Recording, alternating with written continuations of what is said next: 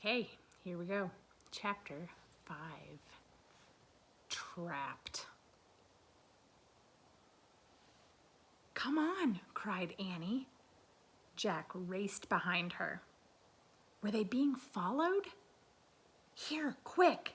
Annie dashed toward a door off the hallway. She pushed the door open. The two of them stumbled into a dark, cold room. The door creaked shut behind them. "Give me the flashlight," said Annie.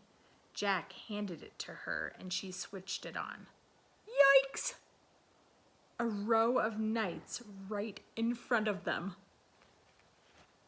So there's what they saw when they entered the room that they went into.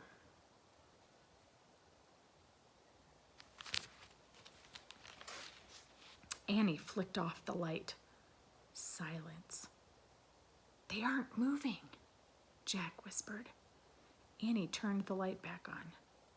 "They're just suits," Jack said. "Without heads," said Annie. "Let me have the flashlight a second," said Jack, "so I can look in the book." Annie handed him the flashlight. He pulled out the castle book. He flipped through the pages until he found what he was looking for. "Jack, put the book away." "It's called the Armory," he said. "It's where armor and weapons are stored." He shined the flashlight around the room. "Oh, man," whispered Jack. The light fell on shiny breastplates, leg plates, arm plates, on shelves filled with helmets and weapons, on shields, spears, swords, crossbows, clubs, battle axes. There was a noise in the hall. Voices. "Let's hide," said Annie. "Wait," said Jack. "I got to check on something first." "Hurry," said Annie. "It'll take just a second," said Jack. "Hold this." He handed Annie the flashlight. He tried to lift a helmet from a shelf. It was too heavy. He bent over and dragged the helmet over his head. The visor slammed shut. Oh, forget it. It was worse than having a 5-year-old on your head. More like having a 10-year-old on your head. Not only could Jack not lift his head, he couldn't see anything either. "Jack!" Annie's voice sounded far away. "The voices are getting closer. Turn off the flashlight." Jack's voice echoed inside the metal chamber. He struggled to get the helmet off. Suddenly, he lost his balance and went crashing into other pieces of armor.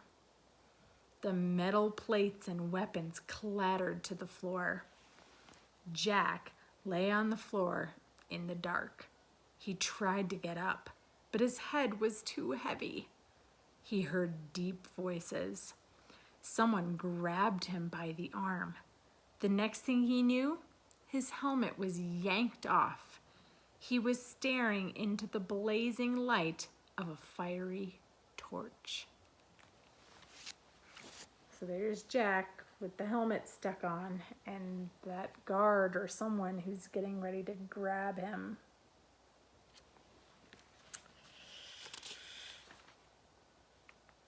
Chapter 6. Ta-da! In the torchlight, Jack saw 3 huge men standing over him. One with very squinty eyes held the torch. One with a very red face held Jack.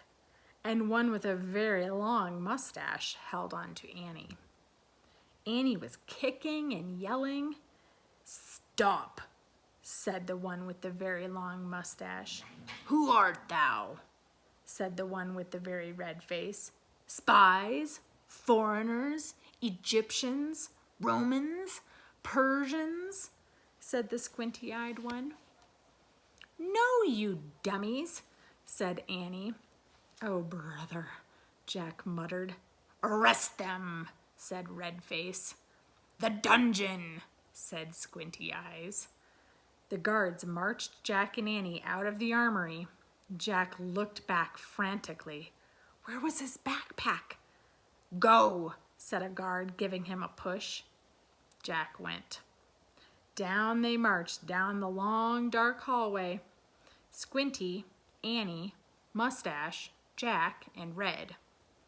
Down a narrow, winding staircase, Jack heard Annie shouting at the guards. Dummies! Meanies! We didn't do anything! The guards laughed. They didn't take her seriously at all. At the bottom of the stairs was a big iron door with a bar across it. Squinty pushed the bar off the door, then he shoved at the door. It creaked open. Jack and Annie were pushed into a cold, clammy room. The fiery torch lit the dungeon. There were chains hanging from the filthy walls. Water dripped from the ceiling, making puddles on the stone floor. It was the creepiest place Jack had ever seen. We'll keep them here till the feast is done. Then turn them over to the Duke, he said Squinty. He knows how to take care of thieves. There will be a hanging tomorrow, said Mustache. If the rats don't get them first, said Red. They all laughed. Jack saw that Annie had his backpack. She was quietly unzipping it. Come on, let's chain the two of them, said Squinty. The guards started toward them. Annie whipped her flashlight out of the pack. Ta-da! She yelled. The guards froze. They stared at the shiny flashlight in her hand. Annie switched the light on. The guards gasped in fear. They jumped back against the wall. Squinty dropped the torch. It fell into a dirty puddle on the floor, sputtered, and went out. My magic wand, Annie said, waving the flashlight. Get down or I'll wipe you out. Jack's mouth dropped open. Annie fiercely pointed her light at one, then the other. Each howled and covered his face.